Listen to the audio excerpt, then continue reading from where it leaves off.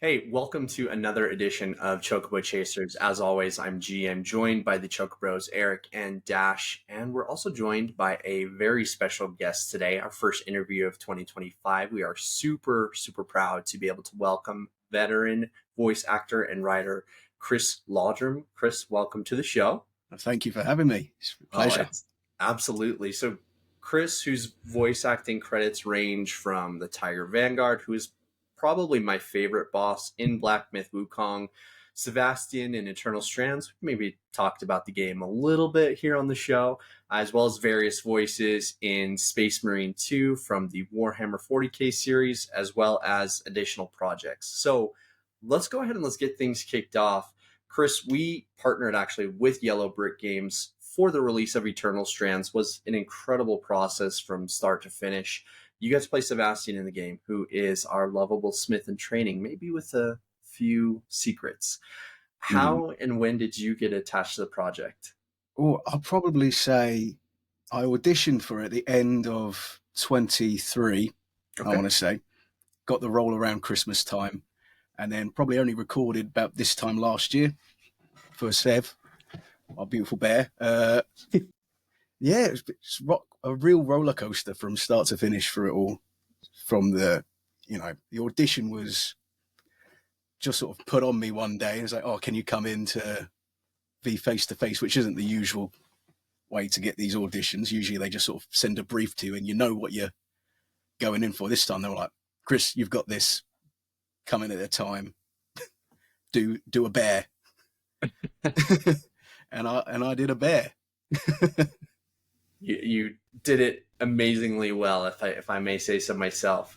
Eric, you want to go ahead and follow that one up?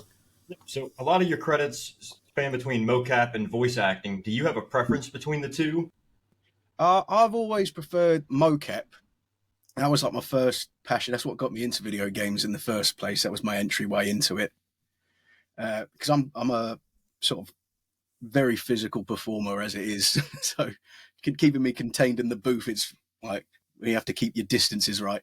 It's a struggle for me. So having a large room that I can sort of roll about with, have the actions in there. Yeah, mocap for me. But I do love the freedom that voice does give you. The amount of that, how many takes you can do on the bounce and how playful you can be with voice acting. But yeah, mocap for me.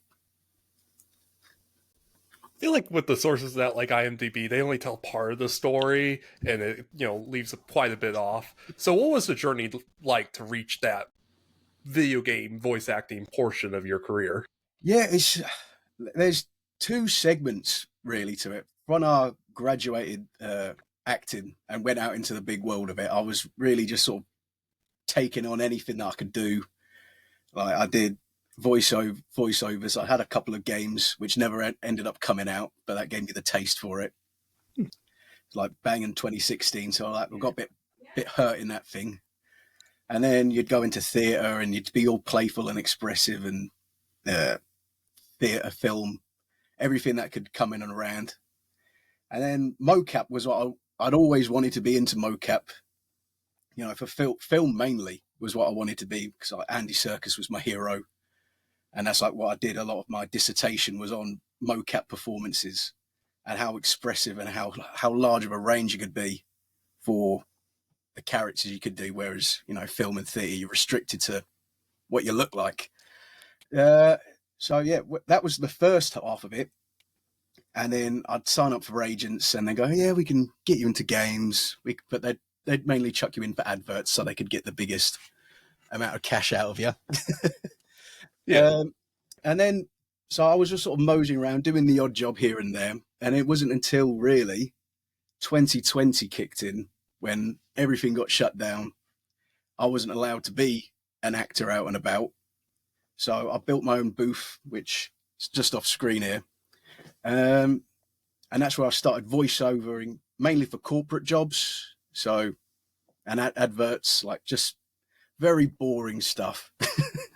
Where you kit to it. But then as that just kept rolling on, I was sort of stuck in that world of being enclosed and then just wanted to be more playful.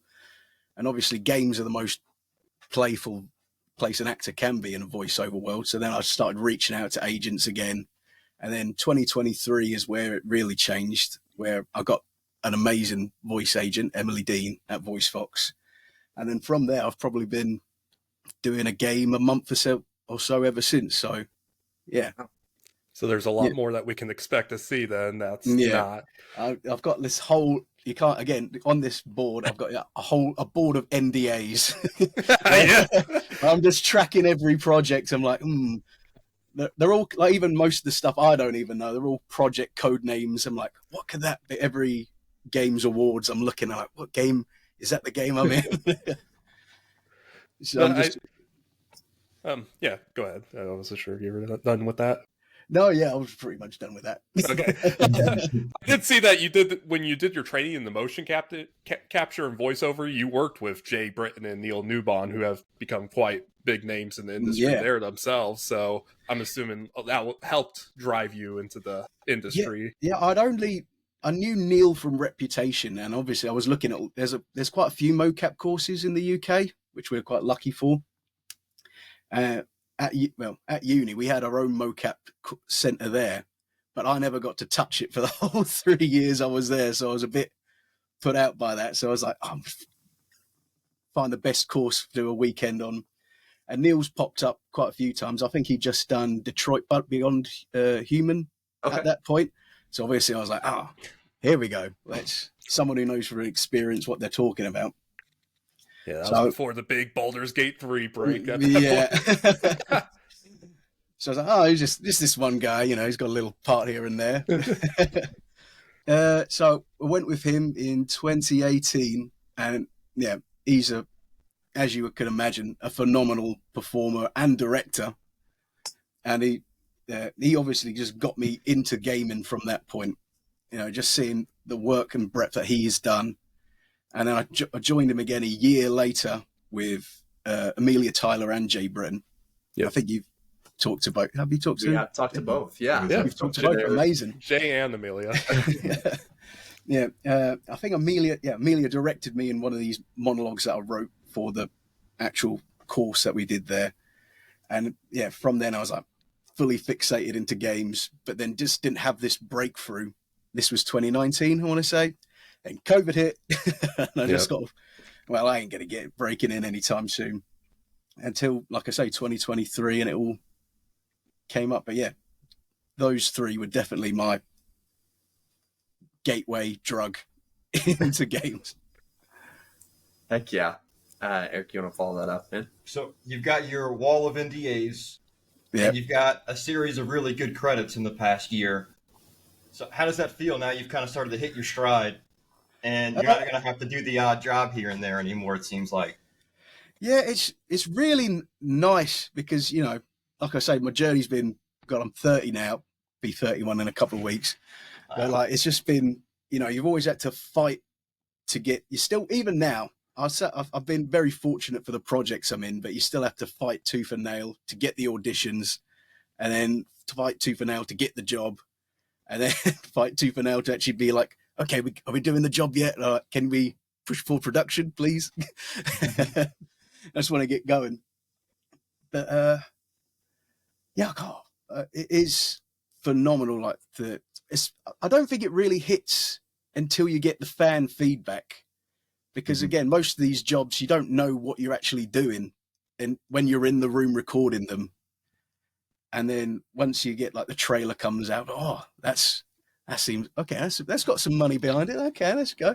And then you see how many other actors are booked in, and you see the casting director and all the other audio engineers, and they're all getting excited. But it isn't until when the game comes out, and then you get all the fan reaction back, or the fan art that comes in. That's when you really take a seat back and you go, okay, I'm onto something here. But that's the best part of it all, is the love that you get for it. But the money's good as well. It's a nice little addition. It's a nice little bonus, But very privileged for the job, especially for the first year that I had been in. Had all been amazing projects that I was a part of. So I couldn't be more pleased, and it's hopefully big 2025, 26 to come.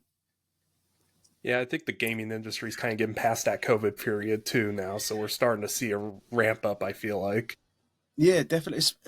I don't know how it is in the US because we've had all those actors' strikes as well, and Yeah. and the writers' strikes, and they've all been like one after the other. So it has still been creeping over. But for the UK studios, it has really ramped up, not because of them, of those two things, but as just the whole industry. Even though the industry as a whole is dire with the amount of firings and corporate greed. But yeah, it is really starting to, from when I've even 2023, I've probably, coming up 2 years ago, I joined with my agent, and the amount of auditions that do just start to ramp up. I'm probably getting 3 or so projects coming in a week now. Wow. For auditions awesome. to audition for. That's awesome. Yeah, love to hear that. Yeah. So when I first joined, it was probably, one every 2 weeks, but you could see it all just constantly, more projects are getting, that people are finding funding back into games again, and it is getting that stride back into it. So hopefully, fingers crossed, that the industry is getting more stable. I won't bet on it because who knows what will happen, but yeah, we're looking good. We're along for the ride regardless. So yeah. So with a game like Black Myth Wukong, it has a very extensive, rich backstory with it being based around the Journey to the West. So was there any kind of prep work or prior knowledge that you had about Journey to the West or Black Myth maybe before going into the roles? I knew Black Myth I think that got revealed about 4-5 years ago. It did have quite the development period. Yeah. So. I remember seeing that first trailer, and me and my friends all meet up for E3, where we used to. Oh. So I remember seeing that, and we'd that was one I was keeping my eye out before I was even interested in being in games. So yeah, and then I knew about the game itself from reputation, but I'd read the book when I was about 13, the original Journey to the West. And my mum and dad both, there was a TV series called Monkey Magic in the 70s, and my parents loved that. So I thought, when I saw the project come in, I knew exactly that it was for Black Myth, because they're all code named and NDA'd, so you have no clue. But I remember seeing there's Tiger Demon, he is in a pool of blood, and I was like, it's in a year before they let journalists try the game. So I knew exactly what I was seeing here in this project script. So that was my first taste into it. Oh, hang on a second. Got the book right here. There you go. Yeah, but yeah, I probably reread it before doing it. Didn't mean much because the game's set after the book, but it was just good to know the sort of tone and world building, what they're doing there. So that's really interesting to look back in on. What were some of the interesting things you may have came away from the experience with, or learned while doing the project? While doing the project, that whole time doing the project, because I knew it was Black Myth from the get-go, and I was asking all the questions of the developers on their side. So because I was thinking it was a 1-to-1 retelling of the book at first. I didn't know it was a pseudo sequel storytelling. So so it was just a lot of prodding and poking for the developers. So when are we going to see Pigsy, and when are we going to see all the other demons and whatnot? But they wouldn't budge. So you actually did work directly with the developers. It wasn't like a localization team, because I know they were primary. It was with Pit Stop, who worked on Baldur's Gate and Space Marine 2 and so many others. But there was they do have a point with the developers themselves at Game Science. So there was a Game Science person who was always in on call to make sure that what we were doing was in line with what they'd already created with the Chinese cast, and so it was just a lot of asking that one poor person give me as much detail as possible. And it's such a... Oh, God, I'm sorry. No, I was going to say, it was such a it's such a well detailed world, and it's all set on Buddhism and Hinduism and all the religious forefront and the mythology of it all. So that's what I really wanted to tie in on with the Tiger Vanguard. How many people call you Tony the Tiger from it? Oh, I haven't had it face to face, but I do get messages every now and then on X and Instagram. It's like, oh, Tony the Tiger, you're great. That's beautiful, yeah. So quite a few. It seems like a lot of our, I know at least from our experience, a lot of our UK-based interviews have all worked out of Pit Stop. So it seems like they're definitely one of the like larger gaming production, like just in terms of voiceover that we see over there. So awesome to see that you're working with them as well. In addition to voice acting, you also write. So how different is this process compared to your usual line of work like mocap or voice acting? They all interchange, really. Right. I started off at writing because of my voice acting, and because I wanted to tell I wanted to be in the stories, so I'd write the stories themselves. All start like when in uni, I used to be there was a creative writing course, and they'd always bring in us, the actors, to perform, like did little radio plays or audio dramas. And then there was I probably did it for the whole of my third year. And there was a time I was like, oh, I'm getting a bit, there was the same sort of characters that kept being brought up. You're like, I need you to be boyfriend A or man C. I was like, oh, I want to want to be larger than life, which isn't the known thing for actors. They want to be subtle, and subtleties for cowards, I think. You need to be big and loud. So I'd start writing off and doing all these comedy scripts that just instigated me to be able to do these roles that I wanted to do. And now it flips and flops at how it interacts with my video game work, because there's a lot of times when I'm in the booth, especially if there's like a localized game when it's all translated, I'd like to come in and, if they allow it, obviously it's a respectful situation where I could come in and offer my own little rewrites. Almost, I'd like to improvise in the room, and that's how I write. So that's probably how it interacts with it the most, with my writing background, how I sort of, just come up with different lines, different versions of it, if the writer's not in the room as well, because they might take away. It's like, no, do you stick to the script, please, if you don't mind. But I always like to give different versions of what I can bring to the table as well. So yeah, it's just a lot of fun doing writing as well. Awesome. Eric, coming in with your final question today. So I checked out your YouTube channel for a few minutes the other night, and you have something that's really cool. You have a lot of different impressions from different games in mocap, and you kind of put it side by side. So you did one, it was Dutch Vanderland from Red Dead Redemption. And so, I've never seen any other mocap actors do anything like that on their channels. Not that I can't lie to you, I haven't dug into every video that they've put out, but compared to what a lot of them are doing, you're doing something different. And what kicked you off to do something like that? For that one specifically, it was sort of Neil wanted us to do a load of monologues just for the actual course itself. Yeah. And so he said, like, try and do something from games or bring anything else to the table. And I remember hearing Red Dead 2 was on the way. I was thinking, that's just a good thing. I always wanted to be a cowboy. I don't get cast as cowboys very often.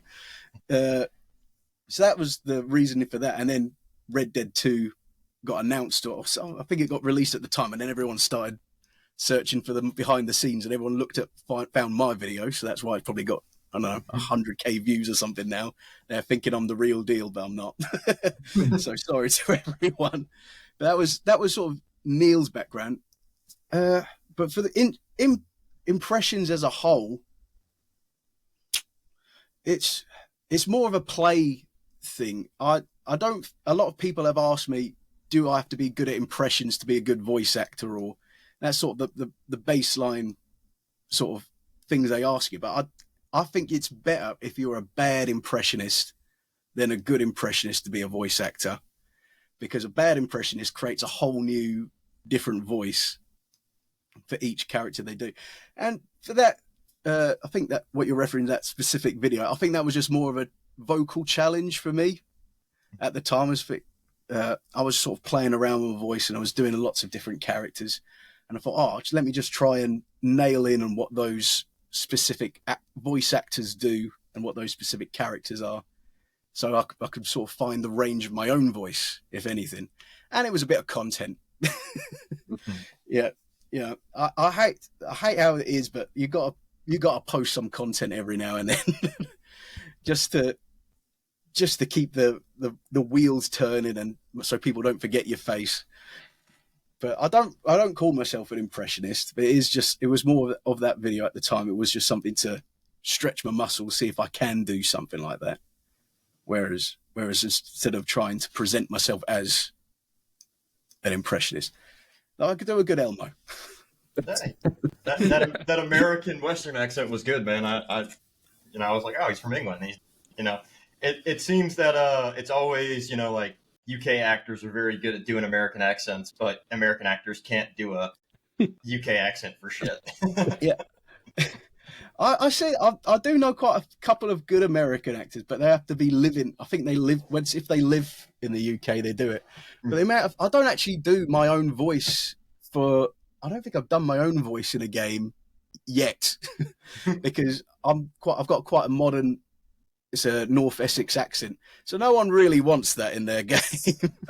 So I get in trouble because a lot of my friends are from northern England, like Manchester and all around the surrounding areas, and I always seem to get the northern jobs. So a lot of the Game of Thrones voices, stuff like that. So I'm always nicking their jobs while being a southerner. So I feel bad about that. But yeah, Americans, I think I just want to be a cowboy. I want a game where I'm a cowboy. So that's why I'll do the roles that I want to do. I don't want to be me. I want to be everyone else. Red Dead 3, here we come. Yeah, please. And Dash coming in with our final question. Oh, so with the past year, you've essentially been part of 3 major titles that have come out: Black Myth Wukong, Space Marine 2, and Eternal Strands. And each one of them has come from studios of varying sizes, backgrounds, and experience. So how did your work between them change as you went to each title? So this is... I was expecting, when I first started, from my first year, I was thinking, indie games, they tell you everything. AAA games, they give you nothing. But it has been different studio to studio, and depending on what type of role you have is what I think I found. It isn't one set rule for each game either. So for Black Myth, I think because that was, translated from the original Chinese recording, I was allowed to see all the whole scene as a whole. I was given pretty much the context of my scenes anyway, and I knew where the journey was. So for Black Myth, which is, Space Marine was my first one, but I'll start with Black Myth. For Black Myth, I was, you were given full context of the scene. So I got to see the whole fight play out. I got to see the timings, even though the Chinese actor I could hear his voice. It was mainly for timings. I wasn't trying to recreate their performance in a Northern English tiger British voice. It was more just like, bring what you bring to the role, but stick to how long they're saying it for. Whereas Space Marine 2, I got nothing. You were just... I don't know how much you know about behind the scenes for games, but most of the time it is just an Excel spreadsheet with just your lines on it. And sometimes if they're kind, they'll give you the line that someone else says previous to your line. So most of the time it's like, okay, you're just talking about Avarax, and you're saying how much you hate yourself. So it's like, oh, okay, so for Space Marine, I knew nothing about it. I'd obviously heard of 40K as a title, but I didn't know what I was doing for it. I just said, you're just man A say growly line here to other men too. But obviously you got a lot of freedom with that when you're not fixed in, and a lot of, especially those sort of scenes, it was all on the battle barge, all of my dialogue for Space Marine. So it is just, just be a weird little engine seer, Mechanicus priest, B. So it's just like all individual lines, just play about with it a couple of times. And on that project, I got given the script on the day. I had a whole script that was given to me like a week before. Go, oh, actually, we had another actor record that. Here's a whole new batch of lines while you're in the booth. Just play. And I had all of the what is it? You find the little data discs where you have like and he goes like, oh, here's a full 2-page monologue about your time on Avrex. Can you just perform that in a voice? And he's like, oh, great. Okay, new voice 10. And then so that was like another far-flung side to voice acting. Then it comes to Sev here, where you're pretty much the same, obviously not as bad as what Space Marine is. You get your script about 4 days beforehand, but it is still that Excel spreadsheet, and you only know your lines with someone else's, like what Bryn would say to me beforehand, or Aurea. And you're just sort of like in there, and you're like, okay, director, tell me the context of the scene, please. And you go, okay, we've got 2 hours on the clock. Get as much done as possible. So it was a very, headstrong recording session. But when you get to play the game, you go, oh wow, I was a betrayer. I did know that in early, like from the things, but not until like my third recording session. So you're just doing it. You're recording it from chronological order from start to finish. So you're sort of learning how the story progresses as you're recording through. So that's a big huge difference from, TV, film, theatre. I'd known, I'd auditioned for Marvel TV things, which were more open than games have been for NDA stuff. But yeah, it's such a fun, unique experience. And like I say, when I played Eternal Strands, I got to experience most of the story like the rest of you did. So, yeah. Any particular favorite moments you had with each studio? Ooh, that is a good question. That is a good question. Particular. I'd say my most fun time in the booth was Black Myth, where I was Marty Amber. For Tiger Vanguard, I was casting that in January 24, and then I didn't get called back again. I just recorded that Tiger for an hour. That's how quick these things go. And then I wasn't called back in until June or July last year to do Marty Amber and the other Tiger Vanguard, his dad. And I did it was booked in for 4 hours for Marty Amber because of how extended that role was. And in the final 20 minutes that we'd wrapped up Marty Amber, and he goes, okay, well, do you want any other parts? And they just sort of bring up a list of like, what haven't we recorded yet? And he's like, oh, you played the Tiger son. Do you want to play the dad? And I was like, there's a dad? It's like it's always when they spring something on you is the most fun in a vocal room. So yeah, the final 20 minutes you go, read through the script once, come up with a voice. You're a Yorkshire dad. Go on then, play. And then you just run off and set on your own. So yeah, that's probably the most fun sort of roles that you get to do. That springs to memory. That's amazing. Yeah. So obviously the life of an actor, especially being a voice actor, is one of NDAs. We've talked about it a few times on the episode today. Is there anything you want people to be watching out for that you can talk about? Yes, let's do it. Yeah, I'm just like, let's look at the board here. Probably nothing. There's a few games that are in early access that I can't talk about, But I would say if there's a game in early access, start playing games in early access. You know, that helps the developers. Yeah. Will always be open. And I'd say, like, Eternal Strands is a indie studio. It's their first game. Go out and keep playing it because, you know, every engagement helps for them. It's a phenomenal game. I just finished it finally about a week ago. We just got their roadmap too, so more content to come too. More content to come. So exciting for the what are they, DLCs. Yep. I got some great collaborators with there, so I'm excited to jump back in whenever they turn up. Yeah, just support games. Keep playing games. Keep me hired. Keep me busy. Awesome. Well, Kris, I speak for all of us when I say thank you. This has been so awesome. Can't wait to be able to share this with everybody. And also, again, keep playing Eternal Strands. It's available on Xbox Game Pass. So if you already have a subscription, you can literally play it for free right now. Also available on PlayStation and Steam.